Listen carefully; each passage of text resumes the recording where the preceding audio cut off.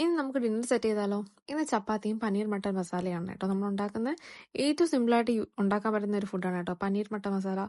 എനിക്ക് ഏറ്റവും ഭയങ്കര പാടുള്ള പണിയാണ് ഉള്ളി മുറിക്കുക എന്നുള്ളത്. പക്ഷേ ഇതിൽ നമുക്ക് ഇഷ്ടമുള്ള രീതിയിൽ ഇഷ്ടമുള്ള ഷേപ്പിൽ നമുക്ക് ഉള്ളി മുറിക്കാം. കാരണം ജസ്റ്റ് നമുക്കതൊന്ന് വാടി കിട്ടിയാൽ മതി. നമുക്കത് ഒരുപാട് നേരം കിടന്ന് എന്തോ ഗോൾഡൻ ബ്രൗൺ ആവണം അങ്ങനെയൊന്നും ഇല്ല കേട്ടോ.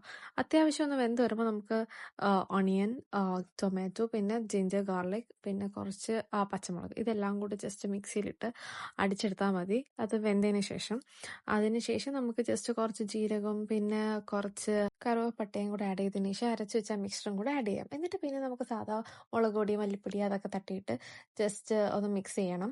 അതിനുശേഷം നമ്മൾ ഫ്രൈ ചെയ്ത് വെച്ച പനീറുണ്ടല്ലോ അതും കൂടെ ആഡ് ചെയ്യണം കേട്ടോ. പനീർ എന്ന് പറയുമ്പോൾ നമ്മൾ ജസ്റ്റ് കുറച്ച് ഓയിലിൽ നമ്മൾ ജസ്റ്റ് മഞ്ഞപ്പൊടിയും മുളക് പൊടിയും ഇട്ട് ഫ്രൈ ചെയ്താണ്. അതിനുശേഷം നമുക്ക് ഫ്രോസൺ പീസ് ആഡ് ചെയ്ത് വെള്ളവും കൂടെ ആഡ് ചെയ്ത് നമുക്ക് കുറച്ച് ഗരം മസാലയും കൂടി ഇട്ട് അടച്ച് വെച്ചാൽ മതി. അത് പെട്ടെന്ന് വേവും കേട്ടോ. കുറച്ച് നേരം മതി, അത് പെട്ടെന്ന് സെറ്റ് ആവും. പിന്നെ നമ്മൾ കുറച്ച് മല്ലിയിലുണ്ടെങ്കിൽ അത് ആഡ് ചെയ്യാം. പിന്നെ കസൂരി മെത്തിയൊക്കെ ഇടുന്നവരുണ്ട് കേട്ടോ. അതൊക്കെ ഇട്ട് നല്ല ടേസ്റ്റ് ആയിരിക്കും. പക്ഷേ എനിക്കത് വാങ്ങിച്ചാൽ വലിയ ചിലവാകത്തില്ല, അതുകൊണ്ട് ഞാൻ അത് വാങ്ങാറില്ല. അതിനുശേഷം പിന്നെ നമുക്ക് കുറച്ച് കാഷ്യൂവിൻ്റെ പേസ്റ്റ് ഉണ്ടല്ലോ അതും കൂടെ ഒന്ന് ഒഴിക്കാം കേട്ടോ, ഒരു തിക്കായിട്ട് കിട്ടാൻ വേണ്ടി. പിന്നെ ലാസ്റ്റ് ഈ സ്റ്റെപ്പ് ഭയങ്കര ഓപ്ഷണലാണ്.